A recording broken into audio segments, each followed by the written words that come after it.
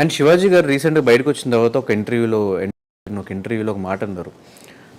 Big boss తనకి ఇష్టమైన వాళ్ళని నేను గారెలు చేసినా కూడా నన్ను పట్టించుకోలేదు. ఒక పర్సన్ ఉన్నాడు, ఆ పర్సన్ లేపుతానే ఉన్నాడు సీజన్ అయ్యే వరకు. నువ్వు అది చేసావు, ఇది చేసావు, అది చేసావు. ఆ పర్సన్ అమర్, అందరికి క్లారిటీ. సో ఆ ఒక పర్టికులర్ ఇంటర్వ్యూ, ఆ బిట్ మీద వాట్ ఈస్ యువర్ ఒపీనియన్? నిజంగానే ఒక ఫేవరిజం ఉంటుందా బిగ్ బాస్లో కంటెస్టెంట్ మీద? ఫేవరిజం ఉంటుందా అంటే బిగ్ బాస్ స్క్రిప్టెడ్ కాదు బ్రో. ఈ పాయింట్కి డైరెక్ట్గా ఆన్సర్ వస్తుంది. బిగ్ బాస్ స్క్రిప్టెడ్ కాదు, కానీ ఒక షో పెట్టినప్పుడు ఇంటర్వ్యూ స్క్రిప్టెడ్ కాదు మంది. కానీ ఇంటర్వ్యూ ఇంట్రెస్టింగ్ ఉండడం కోసం మీరు ముందే ప్రిపేర్ చేసుకుంటారు క్వశ్చన్లు. దాన్ని స్క్రిప్టెడ్ అంటే ఎట్లా నాకేం చెప్పరు. అయినప్పటికీ కూడా దాన్ని ముందే చెప్పేశారు, ముందే రాసుకున్నారు. అంటే ఇంటర్వ్యూ బాగా రావడం కోసం ప్రిపరేషన్ జరుగుతుంది చూసారా. దీన్ని ఎలాగైతే ఈ ప్రిపరేషన్ అంటారో, ఆ షో బాగుండడం కోసం వాళ్ళకు కొన్ని ప్రిపరేషన్స్ ఉంటాయి. ఎలాంటివి? సో ఏ టైంలో ఏ టాస్క్లు పెట్టాలి, ఎవరి మధ్యలో ఏ గ్రూప్ని ఏ టీంలో వేసేయాలి, అవన్నీ ఆ ప్రిపరేషన్స్ ఉంటాయి. అవి స్క్రిప్టెడ్ అని ఫీల్ అవుతారు జనాలు. అవి స్క్రిప్టెడ్ కాదు, జస్ట్ జనాలకు ఇంట్రెస్టింగ్ ఉండడం కోసం ప్రిపరేషన్. ఆ టైంలో నాకు ధనుష్కి, ఆదిరెడ్డికి ధనుష్కి గొడవ రావాలి అనుకుంటే ఏ టాస్క్ పెడితే వస్తుందో అనేది ప్లాన్ చేస్తారు. అది వర్కౌట్ అవ్వచ్చు, అవ్వకపోవచ్చు. ఒక్కోసారి అవుతుంది, ఒక్కోసారి అవ్వదు. అలాగే అమర్ని లేపాలి అనుకున్న సిచ్యువేషన్స్ ఉంటాయి, శివాజీ గారిని లేపాలన్న సిచ్యువేషన్స్ ఉంటాయి.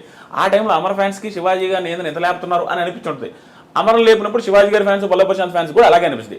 చూసే పర్సెప్షన్ మనకు వేరు, కానీ వాళ్ళకి అందరూ ఒకటే. నేను ఇన్ని చెప్పినా అది నమ్మరు. నేను బిగ్ బాస్కి వెళ్ళి వచ్చిన, నన్ను కూడా బిగ్ బాస్ తొక్కి పెట్టి నారదీసి నాకు సార్ తిట్టించారు. కోపం ఉండాలిగా.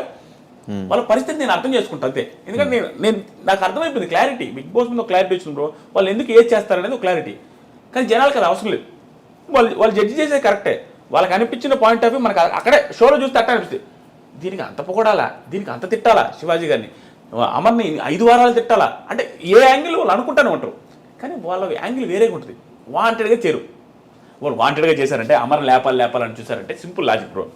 చిన్న పాయింట్, ప్రశాంత్ని మెడపట్టుకుని చూశాడు, అవునా? ఆ సీన్ కట్ చేస్తే అయిపోలే. అది ఎన్ని సెకండ్లు బ్రో? 5 సెకండ్లు బిట్టు తోసేది. 5 సెకండ్లు బిట్టు తోసేస్తే అది ఎడిటింగ్లో లేపేస్తుంటే అయిపోయేది కదా. లేపలేదే. సో వాళ్ళు కావాలంటే ప్రతి చోట పాజిటివ్ చేయొచ్చు ఏ పర్సన్ అయినా, ప్రతి చోట నెగిటివ్ చేయొచ్చు ఏ పర్సన్ అయినా, కొంచెం ఎడిటింగ్ స్కిల్స్ని చూపించి. అట్లా ఏం చేయరు బ్రో. ఇంట్రెస్టింగ్ ఉండడం కోసం ఒక్కోసారి ఆ డ్యూరేషన్ సెట్ చేయడం కోసం అట్ట ఇట్ అవుతుంది తప్ప వాంటెడ్గా చేయరు. ఎవరు గెలిస్తే వాళ్ళకి ఏం పోయేదేం లేదు. మనకు అలా అనిపిస్తుంది. అనిపించడం మనం కూడా చేయొచ్చు. నేను కూడా అన్నా చాలాసార్లు వీళ్ళ ఫేవర్ వాళ్ళ ఫేవర్ అని అది అంటా ఉంటాం, కానీ వాళ్ళు చేయరు నాకు తెలిసినంత వరకు. కానీ బయటకు వచ్చాక ఏ ఒక్క కంటెస్టెంట్కి కౌశల్ లాంటి అంత పెద్ద స్టార్ హీరోకి వచ్చినంత క్రేజ్ వచ్చింది ఆ టైంలో. ఈరోజు కౌశల్ ఎక్కడ కనిపించట్లేదు. ఈరోజు సినిమా రిలీజ్ అవుతుంటే ఎంతమంది చూస్తారో తెలియదు, థియేటర్స్ రావట్లేదు. అలాంటి సిచ్యువేషన్కి వచ్చేస్తున్నారు అందరూ. ఈ బిగ్ బాస్ నుంచి బయటకు వచ్చాక ఫేమ్ ఎందుకు నిలబెట్టుకోలేకపోతున్నారు కంటెస్టెంట్స్? నాకు అనిపించింది జెన్యూన్గా చెప్పమంటారు బ్రో. చెబితే ఓవర్ అనుకుంటారేమో. అందరూ చేస్తున్నది, అందరు కాదు 90% బిగ్ బాస్ కంటెస్టెంట్స్ బయటకు వచ్చిన తర్వాత చేస్తుంది. వాళ్ళు ఓవర్ థింక్ చేసుకుంటున్నారు. Over think in the sense వాళ్ళని ఓవర్ పొజిషన్లో చూసుకుంటున్నారు. వాళ్ళు నేను ఇంక ఇది కాదు వేరే అనే ఫీలింగ్లోకి వస్తున్నారు. అంటే ఎగ్జాంపుల్, సీరియల్ వెళ్ళేటప్పుడు సీరియల్ యాక్టర్ రాగానే సినిమా యాక్టర్ అవ్వాలనుకుంటారు. సీరియల్ ఓన్లీ సినిమాలు చేద్దాం ఆ యాంగిల్ థింక్ చేస్తున్నారు ఎక్కువ మంది.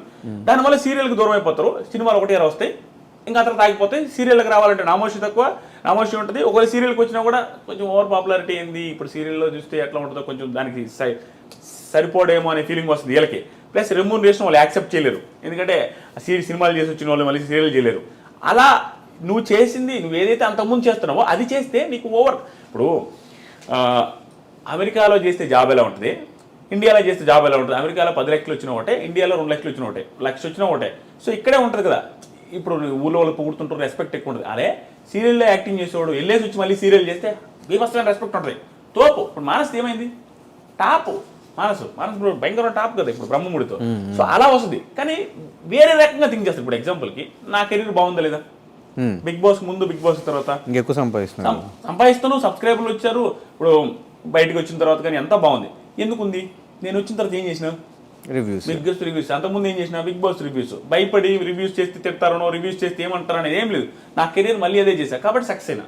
సో నాకు అనిపించింది వాళ్ళు ఓవర్గా థింక్ చేసుకుని చాలా మంది ఇది కాదు ఇంకొకటి చేద్దాం అనేసి వెళ్ళిపోయి అది ఏది కాకుండా అవుతున్నారని నాకు అనిపిస్తుంది బ్రో నిజంగా. కానీ సీజన్ 7 బజ్ ఎందుకు చేయనన్నారు మీ దాకా వచ్చినప్పుడు? నా దాకా డైరెక్ట్గా రాలేదు, ఇండైరెక్ట్గా వచ్చింది. ఇండైరెక్ట్గా అంటే నేను ఒప్పుకోననే ఫీలింగ్ వాళ్ళకి ఉండింది.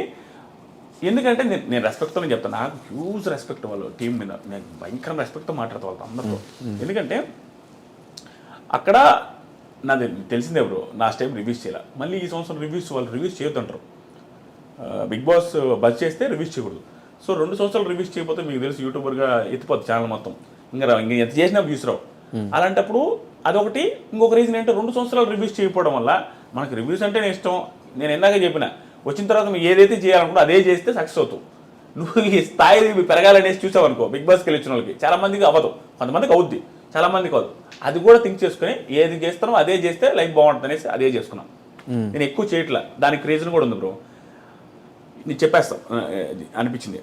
దానికి రీజన్ ఏంటంటే నేను ఏందా చెప్పినట్టుగా హ్యూజ్ ప్రాబ్లమ్స్ చూసాను నేను.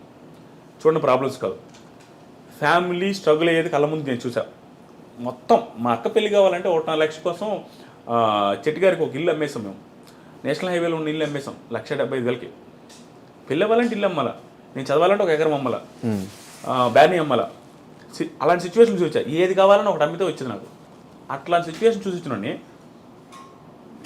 ఒక పీక్ ప్రాబ్లమ్స్ చూసిన పర్సన్, ఫ్యామిలీ బాధ్యతలన్నీ భుజాన్ని వేసుకున్న పర్సన్ ఏం చేస్తాడు బ్రో? వచ్చిన తర్వాత కెరీర్ మీద చాలా ఫోకస్గా ఉంటుంది.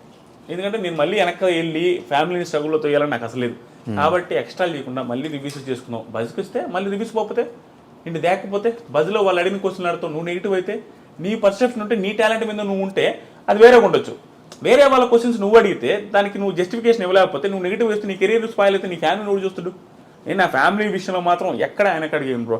నేను అనుకుంటే ఆ ఫ్యామిలీని మళ్ళీ ఆ స్థాయికి వెళ్ళకూడదు, నేను మళ్ళీ వెనక్కి వెళ్ళకూడదు. అలాగే కెరీర్ ప్లాన్ చేసుకున్నాను. అది కూడా ఒక రీజన్.